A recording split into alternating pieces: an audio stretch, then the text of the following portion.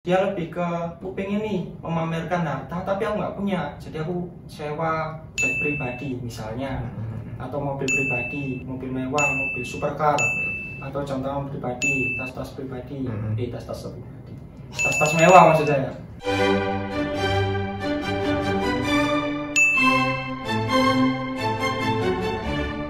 Apa dan kapan sih kamu terakhir kali flexing? Kalau aku sih nggak pernah, Mas.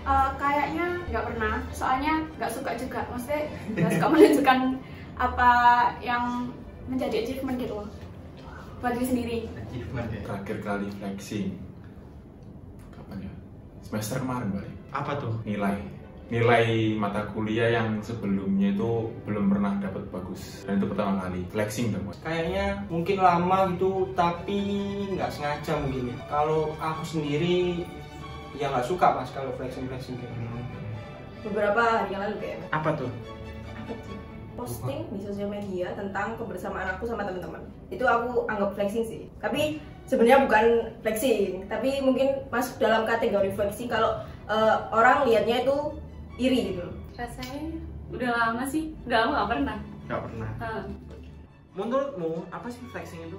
Kalau menurut aku, flexing adalah sikap dari manusia untuk memamerkan, Suatu hal yang dimiliki seseorang, tapi terlalu berlebihan. dalam singkatnya, pamer harta.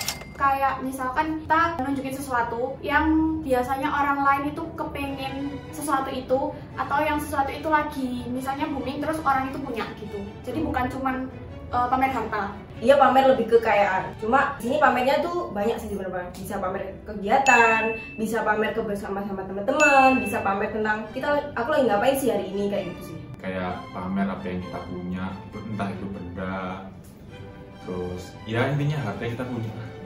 Apa tanggapan kamu sama orang yang suka flexing di sosial media? Biasa aja sih, karena aku mikirnya mungkin dengan cara itu sebagai bentuk dia mengapresiasi diri dia sendiri, bentuk dia bangga sama dirinya sendiri gitu. Karena kan nggak tahu, bisa aja itu bentuk bahagianya dia gitu loh. Kalau aku sih lebih ke tergantung mood. Kalau moodnya lagi baik, bodo amat. Kalau lagi gak baik ya mempengaruhi sih. Ya nggak apa-apa sih, udah biarin aja.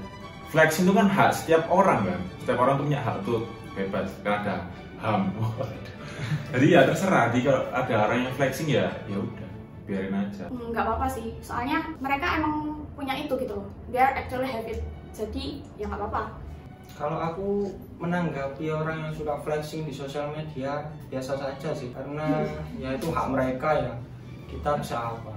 Menurut kamu apa sih alasan utama seseorang ngelakuin flexing? Mungkin karena dia nggak ada yang ingin dia banggakan kan. Jadi dia ketika ada hal yang menurut dia itu menarik di dirinya, entah itu dengan harta atau mungkin kayak aku tadi kan, itu kayak nilai yang sebelumnya belum pernah diraih. Jadi dia kayak, ini loh aku punya nilai segini, atau aku punya hal ini gitu. Bangga dari diriku sendiri. Mungkin itu ya. Lebih ke ingin pengakuan diri. Kalau menurut aku alasan utamanya itu ya tadi dia punya sesuatu yang nggak dimiliki orang lain, terus ya udah pengen nunjukin aja gitu. Yang pertama, pengakuan diri kepada masyarakat. Kalau dia memiliki social distancing. Menurut kamu apa sih dampak positif dan negatif dari ajang flexing? Ya mungkin personal branding aja sih. Dampak positifnya sih menurut aku memotivasi orang lain buat ngejar apa yang dia mau, yang nggak punya apa yang dia miliki, jadi oh aku pengen nih kayak dia. Mungkin bisa jadi strategi pemasaran, Mas, karena zaman sekarang, zaman sosial media, banyak pengusaha atau pebisnis yang bisa memakai strategi flexing dengan memamerkan harta, jadi lebih banyak peminat kepada bisnis tersebut. Mungkin dilihat dari orang lain, kalau yang dia mandangnya positive thinking, dia pasti nganggap itu kayak motivasi. Tapi kalau negatif, dia mikirnya dia lebih ke iri sih, kayak iri sama apa yang dipamerin dia. Kalau negatifnya mungkin lebih terlihat sombong, Mas, terlihat sombong ke masyarakat itu. Wih, sombong banget ini flexing, memamerkan jam tangan, barang-barang mewah gitu kan ya. Bikin orang tuh berprasangka buruk sih ke dia. Terus kalau negatifnya mungkin kalau keseringan itu jadi kayak ajang pamernya itu jadi berlebihan gitu loh. Sebenarnya emang pamer sih berlebihan ya, cuman kan kalau takarannya terus-terusan jadi bukan flexing lagi sih, itu udah kayak Ria. Benar. Menurut kamu, apakah setiap orang perlu flexing biar nggak ketinggalan zaman? Enggak sih, enggak perlu. Enggak juga. Enggak juga sih. Soalnya setiap orang juga beda-beda gitu kan. Ada yang emang nggak suka nunjukin apa yang dia punya, ada yang dikit-dikit nunjukin yang dia punya. Yang lebih low profile, bahkan lebih istimewa mas. Menurut kamu, membangun personal branding di sosial media termasuk salah satu bentuk flexing kah? Kalau membangun personal branding tuh kayaknya enggak sih, enggak. Menurutku iya, tapi dalam hal flexing yang positif. Mirip sama dengan flexing.